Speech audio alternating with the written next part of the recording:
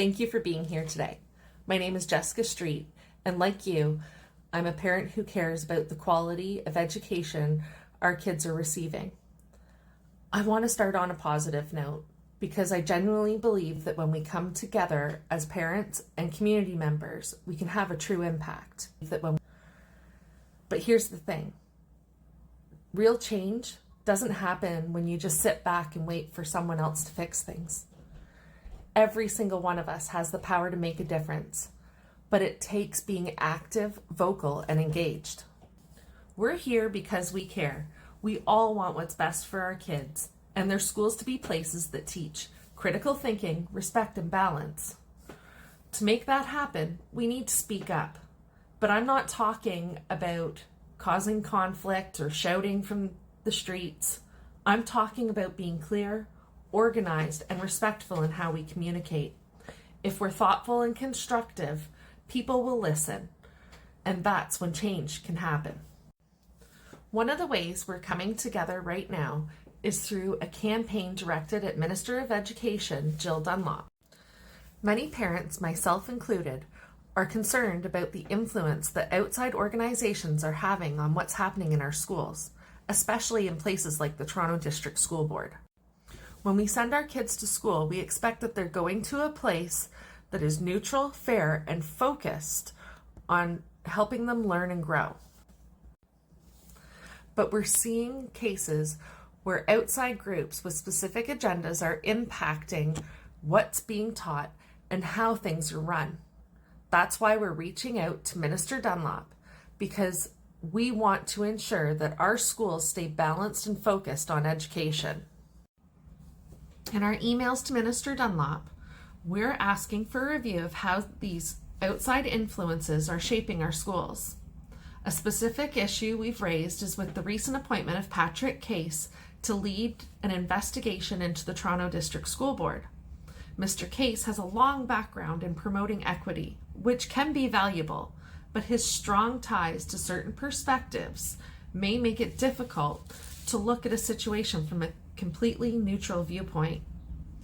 We're simply asking the minister to appoint someone who can be balanced in their approach so that parents can trust that the review has been fair and truly focused on what's best for our children. For those who want to stay informed on these issues, I highly recommend checking out the weekly Canadian Culture Wars report. It's a valuable resource that dives into current education topics and provides insight into figures like Patrick Case, who are playing key roles in shaping policies that impact our kids. Staying informed like this strengthens our voice and keeps us aware of the influence affecting education. As another part of our effort, we're also asking for a broader look at how these outside organizations are influencing what our kids are taught and which school policies are being put into place. Many of us value things like equity and inclusion, but we want to ensure that they're presented in a way that respects the beliefs of the entire community, not just one certain perspective. The sad story of Richard Bilstow, a teacher who felt targeted in certain training sessions, highlights for us that these influences can affect not only our children, but the teachers who work with them every day. To back up this campaign, we've started a petition calling for transparency and accountability. This isn't just about raising concerns. It's about putting forward practical ideas. We're asking that parents have a real role in decisions that impact what our students learn. We believe that schools should be places that encourage critical thinking, allowing students to explore a variety of perspectives. We know this approach works because we've done it before. When the Durham District School Board tried to remove public question period, we didn't sit back. We came together, we shared our concerns respectfully, and asked the board to reconsider. And because we were thoughtful and in our approach, they took it back to committee for review. It showed us that we don't need to be aggressive to make a difference. We just need to be clear, persistent, and united.